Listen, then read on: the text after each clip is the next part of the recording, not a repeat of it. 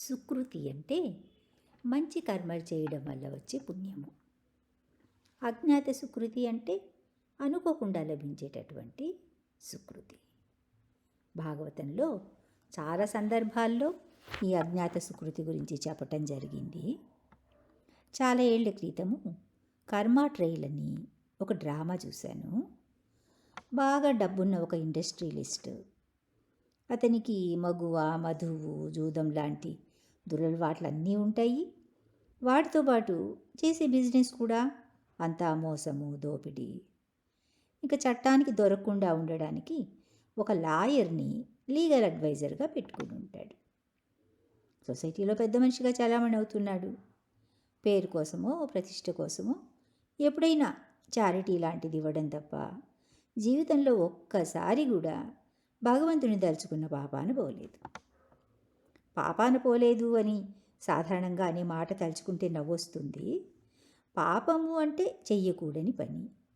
మహానుభావుడు పిల్లికి బిచ్చం పెట్టిన పాపాన పోలేదు అని, మహాతల్లి ఎంగిల్ చేత్తో కాకిని బెదిరించిన పాపాన పోలేదు అని అంటూ ఉంటారు. ఎవరు చెయ్యకూడనిది పాపము, అదేదో పాపకార్యం అన్నట్లుగా వాళ్ళు ఆ పని చెయ్యటం లేదు అని వ్యంగ్యంగా అలా అంటారనమాట. ఒకసారి ఆ పెద్ద మనిషి దగ్గరికి ఒక డివోటీ వెళ్ళి ఉంటాడు. అతను భగవద్గీత యథాతథం పుస్తకాన్ని అతనికి ఇస్తాడు. దాన్ని చదవడం మాటటుంచి కనీసము ఎప్పుడు తెరిచి కూడా చూడలేదు.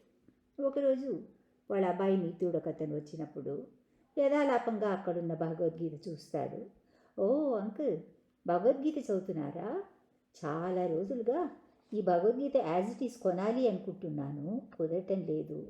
ఒక్కసారి నాకు ఇవ్వగలరా? చదివి వెంటనే తెచ్చి ఇచ్చేస్తాను అని అడుగుతాడు.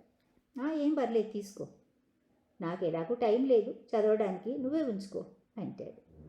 ఇంకా అబ్బాయి చాలా సంతోషంగా ఆ పుస్తకం తీసుకుని వెళ్తాడు. ఒకరోజు పెద్ద బిజినెస్ పార్టీ నుంచి తిరిగి వస్తూ ఆ లాయర్తో పాటు కారుకి యాక్సిడెంట్ అయ్యి ఇద్దరు చనిపోతారు. అయితే ఈ పెద్ద మనిషి డీప్ కోమాలో ఉన్నాడు, జీవలక్షణాలన్నీ వెళ్ళిపోయాయి.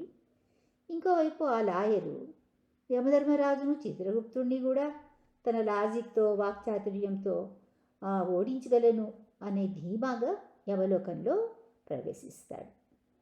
అతను తన క్లయింట్ తరఫున ఆర్గ్యూ చేశాడు. అయితే అది భూలోకంలో అస్తవ్యస్తంగా వ్యవహరించే కోర్టు కాదు కదా, అతని జిత్తులేం పనికిరావు.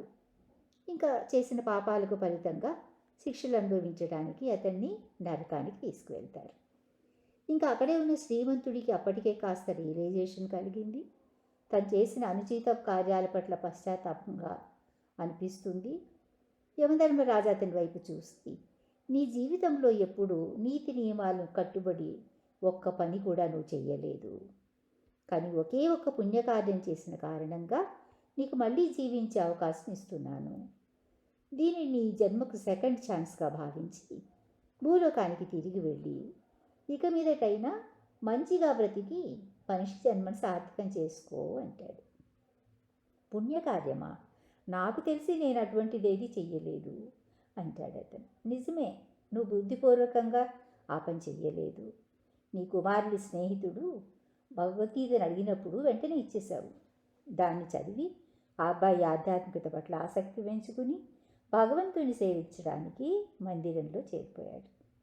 ఒక వ్యక్తి భక్తుడు కావటానికి నిమిత్త మాత్రంగా అయినా నువ్వు కారణం కావటం వలన నీకు అజ్ఞాన సుకృతి లభించింది. అదే నీకు ఇప్పుడు కొత్త జీవితాన్ని ఇస్తూ ఉంది అని యమధర్మరాజు సమాధానం చెప్తాడు. ఆ విధంగా పరివర్తన చెందిన ఆ వ్యక్తి కోమా నుంచి బయటపడతాడు. భవిష్యత్తులో ఆధ్యాత్మికత పట్ల ఆసక్తి పెంచుకుని తన జన్మని సార్థకం చేసుకుంటాడు. అది అజ్ఞాత సుకృతి అంటే. అనుకోకుండానో తెలియకుండానో ఎలా చేసినప్పటికీ అది ఒక డివోషనల్ యాక్టివిటీ కావటం వలన దానికి ఎంతో ఇంపార్టెన్స్ అనేది ఉంటుంది.